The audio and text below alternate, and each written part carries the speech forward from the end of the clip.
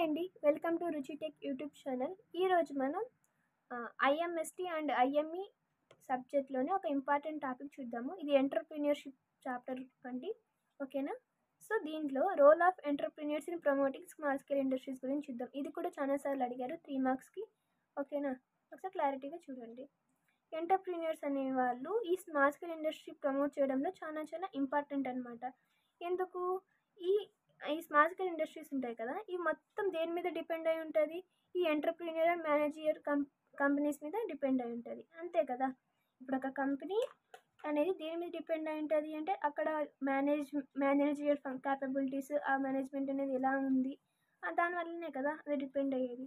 తర్వాత ఇప్పుడు ఈ ఎంటర్‌ప్రెన్యూర్స్ అనేవాళ్ళు ఈ స్మాల్ స్కేల్ ఇండస్ట్రీస్ని ప్రమోట్ చేయడంలో ఏ విధంగా యూజ్ అవుతారో ఈ వీడియోలో తెలుసుకుందాం. ఓకేనా? ఫస్ట్ ఆఫ్ ఆల్ ఏంటి, ఈ ఎంటర్‌ప్రెన్యూర్స్ ద్వారా ప్రొడక్టివిటీ అనేది ఇంక్రీజ్ అవుతుంది. ఎలా ఇంక్రీజ్ అవుతుంది అని చెప్పాం మనం ఇంతకుముందు వీడియోలో కూడా. వాళ్ళు కొత్త ఇన్నోవేషన్స్ అనేవి చేస్తారు. అప్పుడు కొత్త innovations, technical and other forms of recent developments, అంతే కదా. కొత్త టెక్నాలజీ ఏముందో దాని గురించి, మళ్ళీ తర్వాత కొత్త ఐడియాస్, దీనివల్ల ఎంటర్‌ప్రెన్యూర్స్ యొక్క ప్రొడక్టివిటీ అనేది ఇంక్రీజ్ అవుతుంది. మోస్ట్లీ ఎంటర్‌ప్రెన్యూర్స్ అనేది ఎందుకు సక్సెస్ అవుతారు అంటే వాళ్ళ థింకింగ్ అనేది డిఫరెంట్గా ఉంటుంది. అంటే కస్టమర్స్కి ఏం కావాలో ఆ విధంగా ఆలోచించి ఆ ప్రోడక్ట్ని ఎలా డెవలప్ చేయాలో అలా ఆలోచిస్తారనమాట. సెకండ్ ఏంటి, entrepreneurs can create jobs to eradicate the unemployment problem, అంతే కదా. ఎంటర్‌ప్రెన్యూర్స్ వల్ల మనకి ఏమవుతుంది, కొత్త జాబ్స్ అనేవి క్రియేట్ అవుతుంది. ఆ క్రియేట్ అవ్వడం వల్ల ఏమవుతుంది, అన్ఎంప్లాయ్మెంట్ యూత్ అనేది ఎంప్లాయ్మెంట్గా మారిపోతారు. అప్పుడు అన్ఎంప్లాయ్మెంట్ అనే ప్రాబ్లమే ఉండదు కదా. సో అది అనమాట. ఇంకా ఏం చేస్తారు, entrepreneurs facilitate the transfers of technology for better productivity, అంతే కదా. ఒక ప్రొడక్ట్ అనేది ఇంకా బెటర్గా ప్రొడక్టివిటీ అనేది ఇంక్రీజ్ అవ్వాలి అంటే అక్కడ టెక్నాలజీ అనేది ట్రాన్స్ఫర్ అవ్వాలా లేదా? సో టెక్నాలజీని యూస్ చేస్తూ ఒక ప్రోడక్ట్ని ఇంకా ఎన్ని విధాలుగా అయితే బెటర్గా చేయొచ్చో అన్ని విధాలుగా చేస్తారనమాట.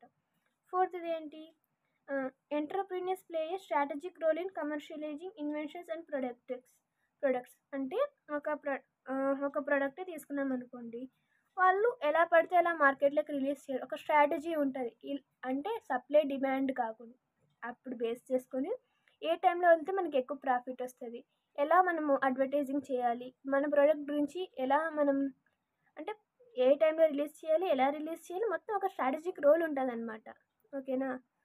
Next, entrepreneurs play a critical role for restructuring and transformation of the economy. ఈ ఎంటర్‌ప్రెన్యూర్స్ వాళ్ళను అంటే మన ఎకానమీని చేయడం, ట్రాన్స్ఫర్మేషన్ అంటే ఇప్పుడు లోగా ఉంది కదా, ఫర్ సపోజ్ మన ఎకానమీ అనేది లోగా ఉందనుకో, దాన్ని స్ట్రాంగ్గా చేయడంలో వీళ్ళు ఎంతగానో ఉపయోగపడతారు అనమాట. తర్వాత ఏంటి, ఇలా మన ఎకనామిక్ పవర్ అనేది ఇంప్రూవ్ అవుతుంది. తర్వాత ఎంటర్‌ప్రెన్యూర్స్ అనే వాళ్ళు కొత్త మార్కెట్స్ని క్రియేట్ చేయగలరు.